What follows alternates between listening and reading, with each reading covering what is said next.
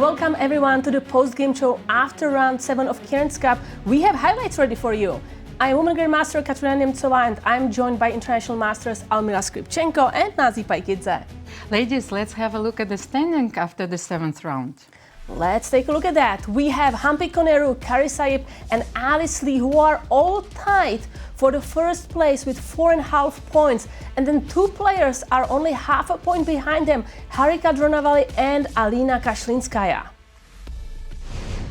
Now we start with the first game, Carissa against Koneru. Carissa came prepared with a Rui Lopez and maybe surprised her opponent and then managed to win. Let's take a look.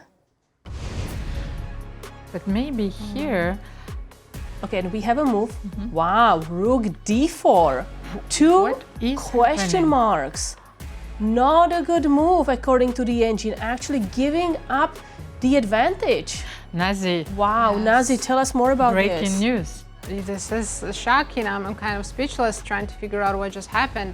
What did Carissa miscalculate? Let's see if I can pull up my board. I'll show you the line. But Rook d2, was it a precise move in this position? Yes, Rook d2 or Rook d3 was much better, but Carissa taking a huge risk. Let's see what she calculated and what she missed. Maybe she thinks Bishop d4 is not a move, but it does work. After Rook e8, Black has Knight f8. Unexpected, and here you have to take on d4, otherwise White is completely lost. But guess what? I'm taking that Bishop back. I have Queen d1 check, and Queen takes d4. Okay, Queen e6. Right, King h8. Queen f7. Rook takes e8. Take back. Yes. Take. I'm sure she's calculated all this. Queen d5. Black has an extra pawn. Whoa, Koneru just responded with knight e7. Wow, what's happening in this game? Huge blunder. This is game over. All Carissa has to do is just take the knight. Bishop e7. Queen takes d4. Queen e6. And we know how this ends. There's checkmate if you take back. Rook d8, Queen e8. Whoa, two question marks. I think in 2 moves in a row. She rushed big time after knight e7. Now this is about to be over if Carissa takes the knight. Very nice. It's even easier. And a handshake. Yes. Wow, very important win for Carissa against the leader, Koneru. And Carissa is now becoming also the co-leader of the event. Carissa, how are you feeling? I'm feeling good. You know, this win I think is a very important one. Kind of back in the running to win the tournament, so it's kind of where I want to be. I remember that on Friday before getting all the way here, you said, I have lots of moves and lots of feelings. Do you want to get through any of those right now after such an incredible result, not just today, but also yesterday? And you just defeated the leader of the tournament, Koneru. We saw Alice just defeated Alina as well. She's kind of helping you out, and you're helping her out. Are you getting ice cream anytime soon again? Or? We got ice cream a couple days ago. Could get ice cream again. Just make it a tradition. You yeah, know, it is already a tradition. But yes, Alice and I are facing off in the last round. So that'll be fun, and we'll see how it goes.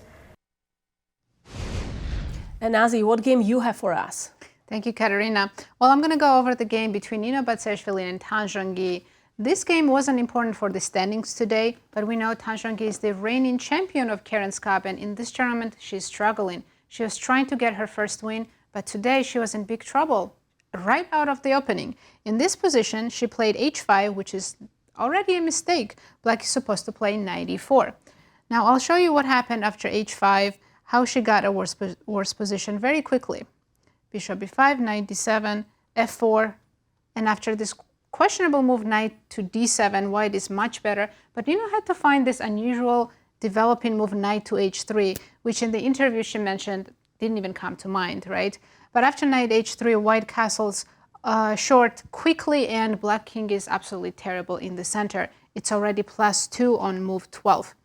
Instead of this, game continued, and they reached this position where Tanjangi played this strong move, king d8, with the idea to play c6 and hide her king on c7. And here, Nino was supposed to find knight c1, then play knight d3, knight c5, and even though 10's king is not so bad anymore, White still has a huge advantage. Instead of this, Nino played Queen c2, which you can see got a question mark. It's a bit slow. And after this, it was completely equal. However, game continued. Nino played this before move. It got 2 question marks, but it's not that bad because the idea is that now white starts the attack on the queen side, opening up the b file. Here, for the first time, Tan had the opportunity to get an advantage by playing knight c4, an active move. But maybe it's hard psychologically when you've been worse your whole game to accept that you can suddenly be better. Instead, she played knight c8, another questionable move, and now after queen c5, another bad move, f6, and Nino had good chances here.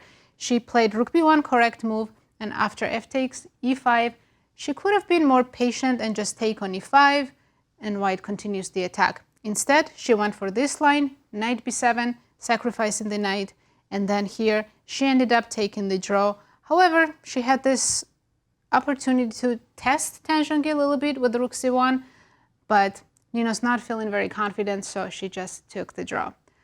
Almira, you have another game for us. Yes, and what a game. Another victory in this round was scored by Alice Lee, the youngest player in this event, and she raised from the ashes. She beat with the white pieces Alina Kashlinska. It was somewhat of a quiet opening, and I think that Alina managed to equalize.